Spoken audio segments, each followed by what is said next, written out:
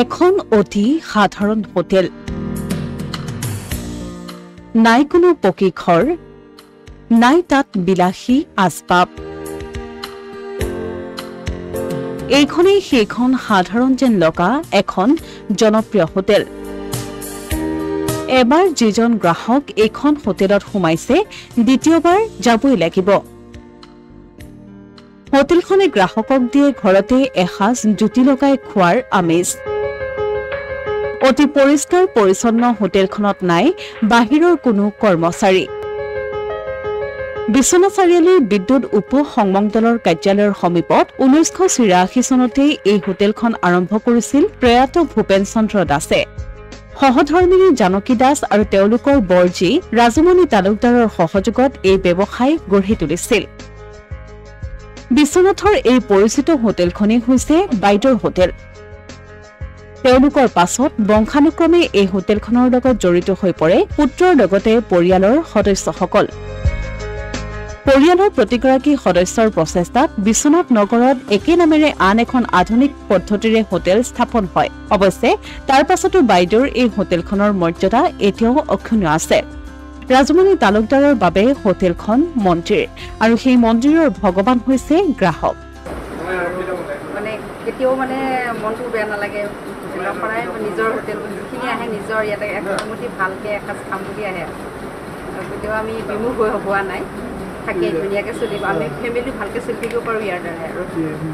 ঘৰুৱা এসাঁজ গৰমৰ মাত এষাৰেৰে ঘৰুৱা চাফ চিকুণ লৈ ঘৰুৱা সেই চব বস্তু আমাৰ ইয়াতে পোৱা যায় প্ৰতিদিনে আপুনি লিচাই নেকি প্ৰতিদিনে আমাৰ লিচা হয় মাটিৰ ঘৰ যিহেতু নমচিলে ভাল নালাগে আৰু নীতি নিয়মৰ কথাও আছে বাহিৰ ঘৰত যিটো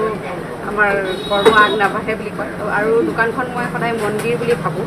প্ৰথম মন্দিৰত বা নামঘৰত মানুহে মোচা কোচা কৰি ধূপ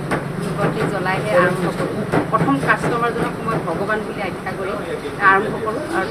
তেওঁৰ দ্বাৰাই গোটেই দিনটো ধুনীয়াকৈ চলে নতুন বিল্ডিং এখন ভাইটি হয় মোৰ ভাইটি দুটাই মা তাতে আছে তেওঁলোকৰ নাম কেইটা কি আছিলে এটাৰ নাম জয়ন্ত দাস এটাৰ নাম নিত্যানন্দ দাস আৰু মা আছে বোৱাৰী দুগৰাকী আছে ভাইটি দুটা ইয়াতো থাকে তাতো থাকে মানে আপোনালোকৰ মিলা মিছাৰে আছে মিলামিছাৰে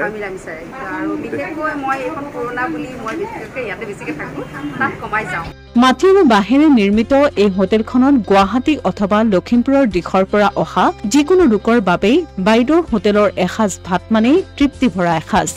চাফ চিকুণতো সচেষ্ট বাইদেউ ৰাজমণি তালুকদাৰ বাইদেৱে প্ৰতিদিনে এই হোটেলত উপস্থিত হৈ গ্ৰাহকৰ লগত সুন্দৰ ব্যৱহাৰ কৰি হোটেল ব্যৱসায় চলাই আহিছে লগতে তেওঁৰ পুত্ৰ ৰুদ্ৰমণি তালুকদাৰে সহযোগিতা আৰু তত্বাৱধান কৰি আহিছে